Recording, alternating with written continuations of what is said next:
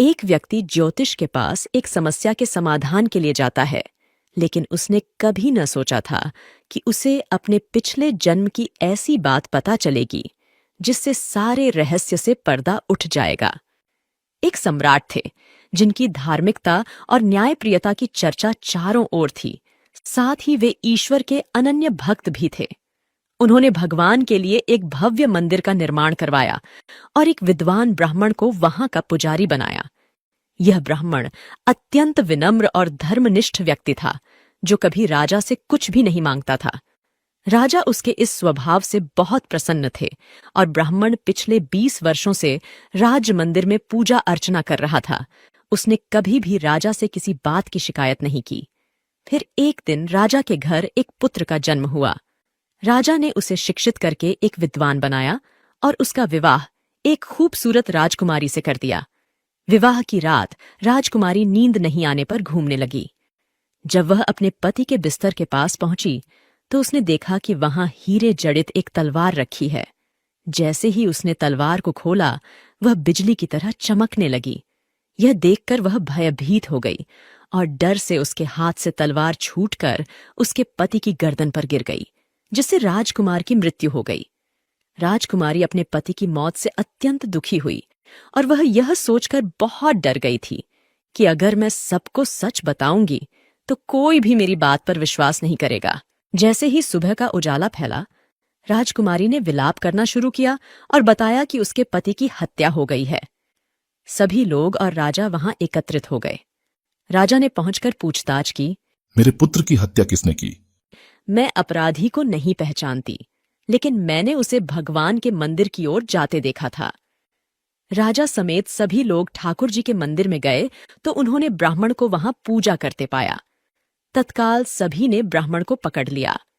ब्राह्मण की पत्नी ने बहुत समझाया कि उसके पति ने राजकुमार की हत्या नहीं की है, लेकिन किसी ने उसकी बात नहीं मानी।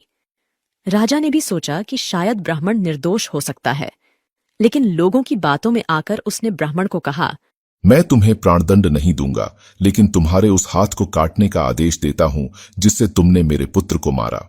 ऐसा कहकर राजा ने उसका हाथ कटवा दिया। इस पर ब्राह्मण बहुत दुखी हुआ और राजा को अधर्मी मानकर राज्य छोड़ दिया। वह फिर ऐसे किसी विद्वान ज्योतिषी की तलाश में निकल पड़ा। उसने बहुत खोज की कि कोई विद्वान ज्योतिषी मिले तो बिना किसी अपराध किए अपना हाथ कटने का कारण उनसे पूछूं। फिर उसे काशी में एक विद्वान ज्योतिषी मिले। जब ब्राह्मण उस ज्योतिषी से मिलने उनके निवास पर पहुंचा तो उस समय ज्योतिषी वहां उपस्थित नहीं थे। उनकी पत्नी उनकी अनुपस्थिति में उनकी निंदा कर रही थी और उन्हें बुरा भला कह रही थी। कुछ समय बाद जब ज्योतिषी घर लौटे तो भी उनकी पत्नी उनका अनादर करती रही, लेकिन ज्योतिषी ने चुप रहकर कोई प्रतिक्रिया नहीं दी और उन्होंने अपनी पत्नी से कोई विवाद नहीं किया।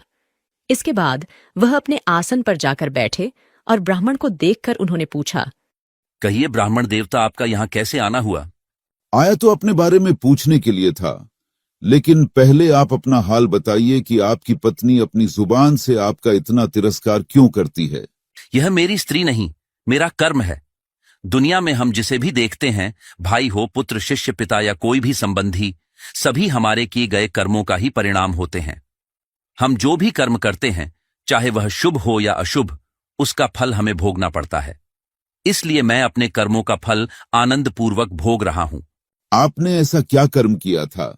पिछले जन्म में मैं एक कौवा था और जो आज मेरी पत्नी है वह एक थी, जिसकी पीठ पर एक बड़ा फोड़ा था और फोड़े की पीड़ा से वह बहुत दुखी थी।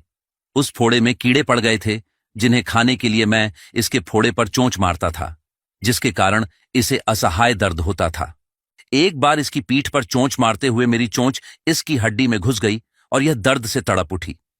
मैंने भी चोंच निकालने की बहुत कोशिश की, परंतु वह अटक गई और नहीं निकल सकी। इसने सोचा कि पानी में मैं अपनी चोंच निकाल लूंगा। इस प्रयास में वह गंगा नदी में कूद गई। नदी की तेज प्रवाह में हम दोनों बह गए और बीच में ही हमारी मृत्यु हो गई। गंगा के पावन प्रभाव से वह इस जन्म में ब्राह्मणी बनी और मैं एक विख्यात ज्योतिषी बना, और आज वह मेरी पत्नी है, जो कुछ दिनों के लिए मुझे अपने मुंह से गाली निकालकर मुझे दुख देगी। लेकिन मैंने उसे दर्द पहुंचाने के लिए चोंच नहीं मारी थी, इसलिए उसकी समझ एक दिन बदल जाएगी। अपने पूर्व कर्मों का फल समझकर मैं इसे सहन कर रहा हूं और मैं इसलिए शांत हूं और उस दिन का इंतजार कर रहा हूं जब उसका स्वभाव सुधर जाएगा। अब आप कहो कि आप यहां किस लिए आए हो? ब्राह्मण ने अपनी कहानी सुनाई और पूछा। अधर्मी और पापी राजा ने मुझ जैसे निर्दोष का हाथ क्यों काट दिया? राजा ने तुम्हारा हाथ नहीं काटा, तुम्हारे कर्मों ने तुम्हारा हाथ काटा है। यह कैसे संभव हुआ? पूर्व जन्म में तुम एक तपस्वी थे और राजकन्या एक गाय थी, जबकि राजकुमार एक कसाई था। जब कसाई ने गाय को मारने की कोशिश की, तब वह गाय अपनी जान बचाकर जंगल की ओर भागी। पीछे से कसाई आया और आपसे पूछा, गाय इधर तो नहीं आई? आपने जिस तरफ गाय गई थी उस तरफ अपने हाथ से इशारा किया तो कसाई ने जाकर उस गाय को मार डाला। उसी समय एक शेर आया और उसने गाय और कसाई दोनों को खा लिया। कसाई को राजकुमार और गाय को राजकन्या के रूप में जन्म मिला और पूर्व जन्मों में किए गए कर्मों ने उन दोनों को एक रात के लिए साथ लाया। क्योंकि कसाई ने गाय को हंसिये से मारा था, इसलिए राजकन्या के हाथों से गलती से तलवार गिरने के कारण राजकुमार का सिर कट गया और वह मर गया।